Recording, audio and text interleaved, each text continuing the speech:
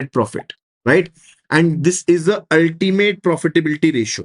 जो net profit ratio होती है, this is the ultimate profitability ratio, because आप इसमें overall profitability को reflect करते हो and indirect cost and financing decisions सभी को बीच में शामिल करते हो. Everything is basically looked into.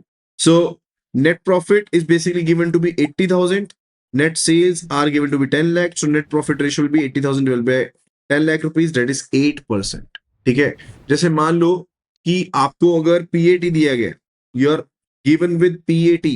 You are basically provided with the PAT. That is profit after tax. PAT दिया गया, right? So that is one and the same thing. Net profit, PAT is one and the same thing. ठीक है. तो confuse नहीं होना. Then after that, it's about the ROCE or ROI. ROCE. सबसे पहले तो return on investment, that is ROI, and ROCE, that is return on capital employed.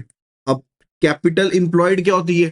Capital कौन कौन से पैसा लगाया आपने? अगर लाइबिलिटी साइड पर देखो, अगर आप लाइबिलिटी साइड पर देखोगे तो जो भी आपके long term sources of funds हैं, what I am talking about, all the long term sources of funds, आप सभी को कंसिडर करोगे, राइट? चाहे आपकी शेयर कैपिटल है, चाहे रिजर्व्स हैं, चाहे आपके लॉन्ग टर्म लोन्स हैं, डिबेंचर्स हैं, आप सभी चीजों को शामिल करोगे, एवरी सिंगल थिंग, सभी चीजों को ध्यान से देखोगे. ठीक है. तो आप ये देखते हो कि कंपनी अपने जो लॉन्ग टर्म फंड्स हैं उनका इस्तेमाल कितना एफिशिएंटली कर रही है so as to generate the operating profits.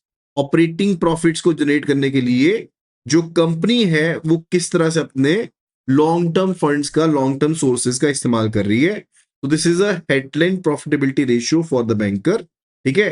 क्योंकि हम ऑपरेटिंग रिटर्न की एफिशिएंसी देखते हैं कि किस एफिशिएंसी के साथ आप रिटर्न को जनरेट कर पा रहे हो using the long term funds, right?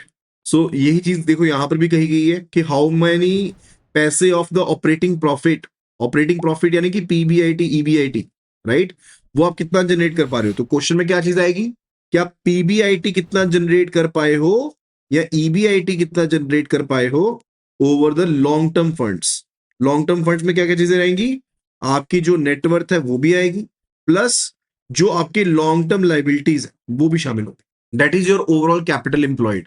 ठीक है. तो ये आपकी कैपिटल एम्प्लॉयड हो जाएगी. तो इसी को हम क्या कहते हैं? We say to be return on investment, क्योंकि ये ओवरऑल इन्वेस्टमेंट हमारी, या return on capital employed, one and same thing. ठीक है. एक चीज जो इससे काफी ज्यादा कंफ्यूज करती है, that is ROE. ROE is different. वो होता है रिटर्न ऑन इक्विटी. इक्विटी यानी कि जो खुद का पैसा लगा है, not the outsider long term liability. ठीक है. वो आउटसाइडर लॉन्ग टर्म लाइबिलिटी नहीं होगी, वो खुद के पैसे से रिलेटेड होता है. That is ROE. उसको नहीं कंफ्यूज करना साथ में. We need not to confuse that along with, right? ध्यान रखना उस चीज का. क्लियर है पार्ट? तो दैट्स द पॉइंट. तो यहां पर आपको दिया गया PBIT 2,80,000 दिया गया आपको PBIT. कैपिटल एम्प्लॉयड है 20 लाख रुपीज, राइट? तो आपका ROCE क्या होगा? 2,80,000 divide by 20 lakh rupees. So business जो है वो 14 पैसे of the operating profit earn कर रहा है पर rupee of the long term capital. This is what it meant to say. Then the next one जो कंफ्यूज करते हैं ज्यादातर स्टूडेंट्स, बट अब नहीं करोगे, it's ROE, that is return on equity. अच्छा एक चीज ये बताओ, ROCE जो है ना, वैसे आइडियल कंडीशन में ना, आपको एक मैं सिचुएशन बताता हूँ. इन द आइडियल सिचुएशन जो आपका ROCE है यानी कि रिटर्न ऑन कैपिटल एम्प्लॉयड है, that should be greater than the borrowing cost. ये आपके बोरोइंग कॉस्ट से ज्यादा होना चाहिए. It should be greater than the borrowing cost. Otherwise क्या आएगा? कंपनी ज्यादा कॉस्ट के ऊपर बोरो कर रही है, द रिटर्न्स. Getting it? तो ROC should be greater than the borrowing cost. चलिए अब आते हैं नेक्स्ट पे. That's the ROE, that is return on equity. Now what is return on equity? Return on equity measure करता है जो return आप अर्न कर रहे हो only upon the shareholders money. अब इफ यू रिमेंबर ROCE के केस में कैपिटल एम्प्लॉयड क्या होती थी? इट वाज इक्वल टू जो भी आपकी नेटवर्थ है वो भी, प्लस जो आपकी लॉन्ग टर्म लाइबिलिटीज होती थी वो भी. ठीक है. इसमें ऐसा नहीं होता. इसमें आप ये पार्ट नहीं काउंट करते. You just go for the net worth, that's it.